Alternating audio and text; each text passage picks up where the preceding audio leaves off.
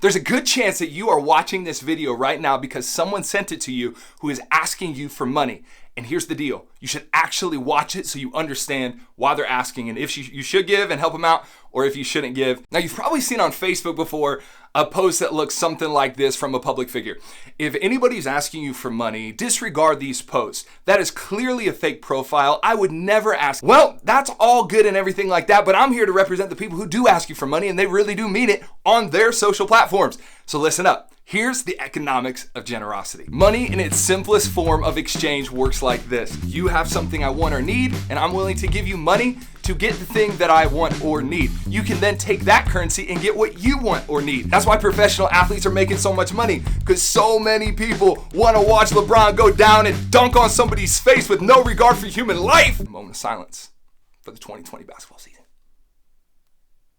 Pretty much by and large, money works that way in every sphere of society, whether it's going to Walmart or it's professional athletes like I mentioned, or it's even pastors. The people in their church need what they're offering them, the counseling, the marrying, the burying, being there in the hospitals, all that kind of stuff. And so they say, we're going to give into the work of this church because you, pastor, are doing good work for our community and our families. But what happens if somebody needs what you have, but they don't have the ability to give you anything in return? That's where a lot of people working in charities, nonprofits, and religious organizations find themselves. They find an immense world of people in need that have no ability to pay them or give them what they need to live their lives in return. So those people either have to turn their back on those people who have needs, or they have to reach out and ask other people to support them and say, do you believe in this person and their need as much as I do?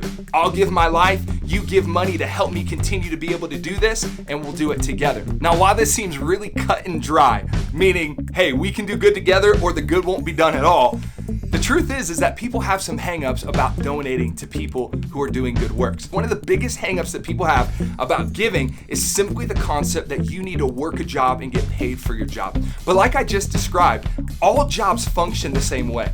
People will pay you money for a good or a service that they need. But again, what happens if the good or service that people need is unable to be reciprocated with a payment? One of the biggest ones you hear about in religious circles is tent making. Now, if you know what I'm talking about, you're talking about a guy in the Bible named Paul who went on a missionary journey to a certain group of people. While he was there, he chose to get an occupation making tents. He worked with a guy and a girl named Aquila and Priscilla, and they built tents, and he funded his ability to minister to the people in that town because of his tent making. Now, there's two things you need to realize about this scenario. First of all, is that there's always an exchange.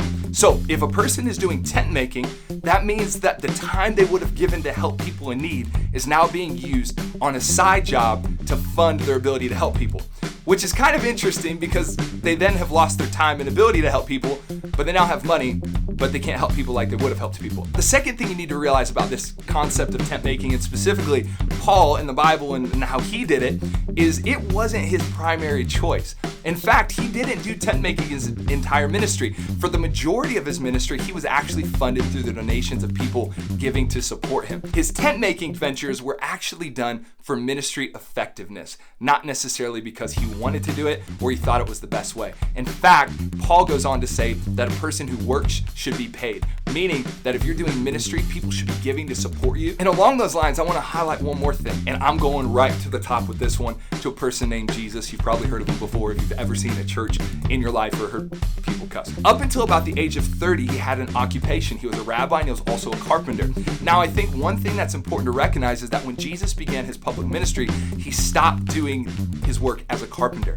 And my question to you is simply this: why did he stop working as a carpenter? Jesus and his disciples were provided for by a group of women who would follow them around and give to them out of their means. So Jesus, he didn't even continue working his job when he started doing good for other people. And the truth is Jesus was just like, on the grandest scale, many people who are trying to do good today. He was healing people, feeding people, giving hope to people, calling people into life, and many of the people he was helping couldn't give him anything in return. And so you might be saying, man, why are these people asking me for money? Because they truly believe in the work that they're doing, and they understand that if you don't give the money, they won't be able to do it and help people in need. When people ask for money, it's not always because they're greedy, they don't want to work, and they just want to be lazy.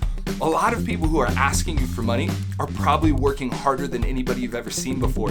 And they're serving people who have no ability to pay them anything in return, except maybe like an Instagram follow or something like that. And really, that doesn't pay the bills. Right now, I'm recording this video in the middle of a global pandemic where the COVID-19 coronavirus is spreading around the world, and it's really hurting people economically. And so as I bring this up, I know it's a touchy subject because you're trying to figure out how you're going to pay your bills because that exchange cycle has been broken because of a loss of job, a loss of investment, or whatever that might look like to you. But I want to ask you, even in this period, to consider the people who are helping those in need, who can't give them anything in return. It doesn't require that you give large sums or large amounts. It simply requires that you give a little bit. And if all the connections we have in this social world and in this real world, neighbors and community groups and houses of worship, if we get those people mobilized around us, giving little bits, $10, $20 a month, $2 a month, whatever it can be, the impact of a lot of people can be great when they all do a little bit. And so while these people are giving their lives for charity, going and giving things to people that they can never give them anything back in return, I want to invite you to activate your generosity, to step into the economics of generosity that looks like this. I'm going to give to you. You will give me nothing in return. So you can go and give to people who can never give you anything in return. And that's how we make the world a better place.